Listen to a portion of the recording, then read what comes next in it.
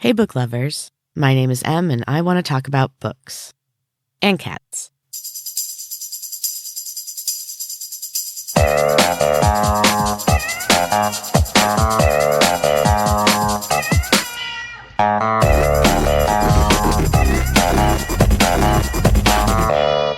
Hey, book lovers, welcome back again.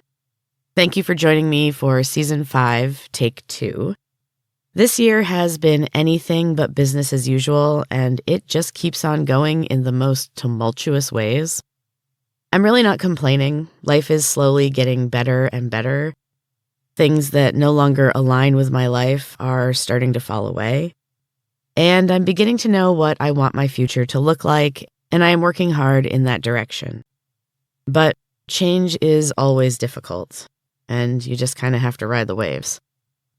So, yeah, life has become very strange, but I am trying to focus on all the good that I have. There is so much to be thankful for, and gratitude is really always the way to go. Not that everything is all sunshine and rainbows either. It's been a lot of storm clouds and tower moments, honestly.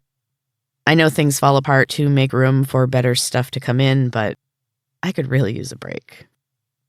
So even though I have struggled to post regularly, I am adding a new project to the Books and Cats universe because why not? It's going to be called Who Gets the Cats, and it's going to be similar to when I used to do self-care Saturdays. Only now I'm older and more informed.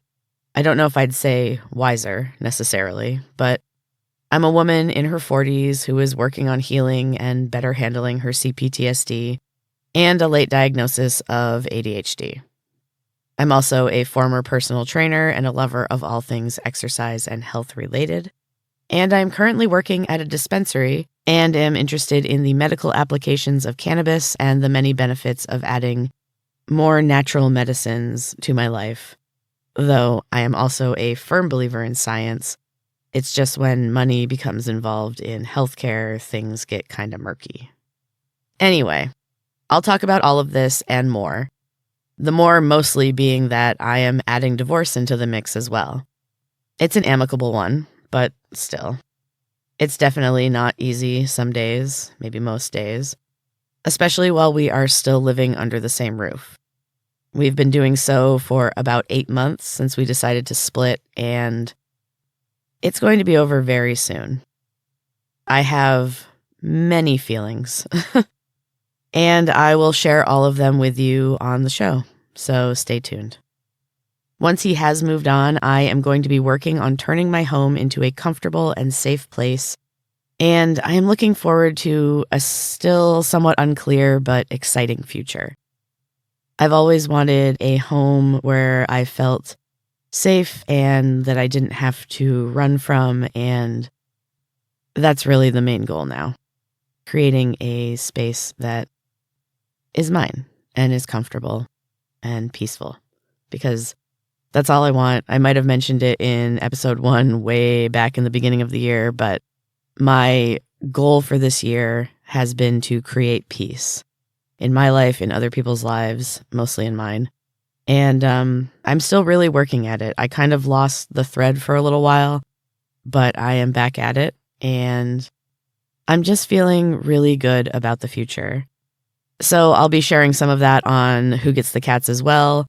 I promise it won't just be me blathering on about my problems, but if they can help someone else, I'd like to. I know I'm not the only one going through these type of things, and we could all use more support, right? I just want to talk about things that affect lots of people, women in particular. Mental health, self-care, and also fun stuff, because honestly, the world is dark and life is heavy right now. And we all need to find joy where we can. And speaking of joy, in the land of cats, life continues to be absolutely chaotic. My little one, Apollo, is just wild. One of his new tricks is to attack your hand as you're going down the stairs and trying to use the railing, for safety. If you stop and lift your hand to avoid his attack, he will jump in front of you a step below and stop just dead in his tracks, which makes you almost trip on him or fall down the stairs, or both. He makes even the simplest things a challenge, for sure. If you've been following the Books and Cats Instagram, you've seen his other obsession, which is to lay on, or sometimes in, my notebooks when I am trying to take notes or write anything. He will run after a crumpled up ball of paper, but he comes back quickly and not only lays on the page, but he will grip the edges with his claws. If he's left alone at all with it, he will start chewing on the notebook. If I try to write around him, he attacks my pen. This is a difficulty in writing that I have never experienced before. He is unbelievably persistent, more persistent than any cat. I've never had one so determined and just so not paying attention to any kind of reprimand. Apollo does what he wants to do. He does not care. Luckily for him, he's also super sweet, fun, and a complete love bug. So I'll find a way to work around him. He definitely isn't the biggest obstacle my writing has ever faced. And he is just the cutest. So now let's talk about this week's book. I have tried to keep up with reading during this long break, but with all the changes going on in my life, it honestly hasn't been easy. Audiobooks have been a lifesaver, and this one was a suggestion from Audible. I thought I had read something by this author before. Turns out I haven't, but she is a prolific writer who has been all over my Audible suggestions because she pretty much writes the epitome of the style of book I enjoy the most.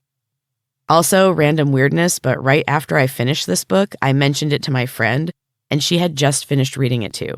It was strange because this was the first time we had hung out in a few years, but we read the exact same book.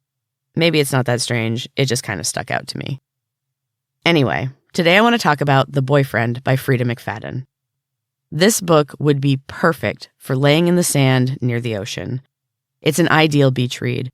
Honestly, it seems like most of her books would be. The Boyfriend is a thriller, naturally, and this one explores the dangers and pitfalls of online dating. Something which I once very confidently said that I was thrilled I would never have to deal with. And I probably still won't, to be honest, but I was just so certain back then. It is crazy how life changes. Anyway.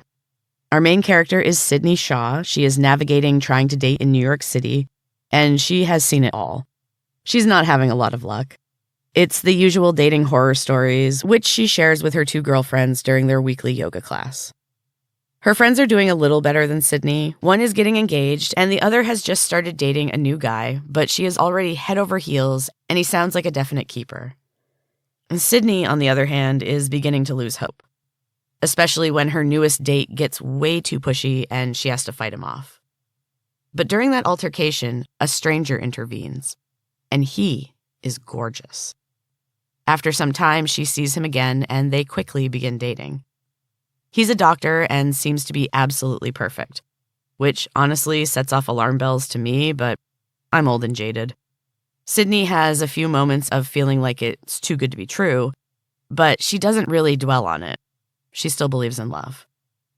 And things are going great. Meanwhile, in the city, there is a serial killer on the loose. He dates his victims beforehand and so far has evaded the police. Sydney doesn't pay it much attention until her neighbor is killed. Only then does the paranoia set in and has Sydney questioning everything and everyone she knows. Like any good thriller, there are a bunch of suspects, and most of them are closely tied to Sydney. And of course, the biggest factor in a good thriller is the ending. You know me, I love a good reveal. And this one was not at all what I was expecting. Right up until the very end, it just does not go the way that you would think. At all. Or maybe you'll find it obvious. I don't know. It's a great one nonetheless, and I definitely recommend The Boyfriend by Frieda McFadden, especially if you can sit on the beach somewhere and read it. So now it's time for the quote of the week, and I'm going to go with one from George Orwell because he's been on my mind lately for some reason. This is more of a personal quote, though, one that resonated with me the first time I saw it, and I'm guessing I'm not the only one that this will resonate with. Here it is.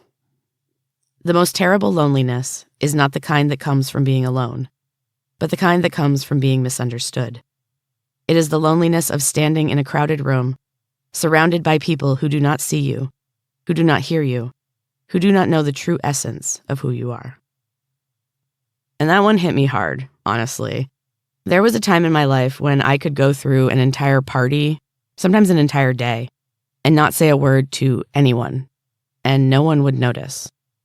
Now, I did myself a huge disservice by staying so silent. I understand that. But I also know why at the time I had to. I didn't know any different, and I just didn't feel safe. Ever. That's been a hard one to swallow, but I am working on it. I'm working on feeling safe with myself and accepting who I am. I'm finding a few people that I do feel safe with, and I'm just being my actual self at work for the first time ever, and people don't seem to mind me too much. Most of them anyway, but you can't be loved by everyone, right? Somehow I got here. It hurt. Sometimes it really still sucks. But in the moments when I can sit back and truly see the work and the changes, that is priceless, and it makes the pain worth it. Now, I would have loved to have never needed to heal from this. I'd have rather been loved and supported and cared for and, taught to love my quirky, weird self. But we have to roll with the life that we're dealt. It's about what you do despite the start. I don't know. Like I said, this quote hit hard, and it's definitely not the easiest time in my life right now.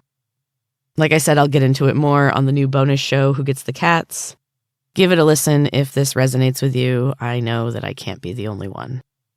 Anyway, this season is off to a messy start, but I am so psyched to be back talking books with you all. Thank you so much for joining me on this journey called life.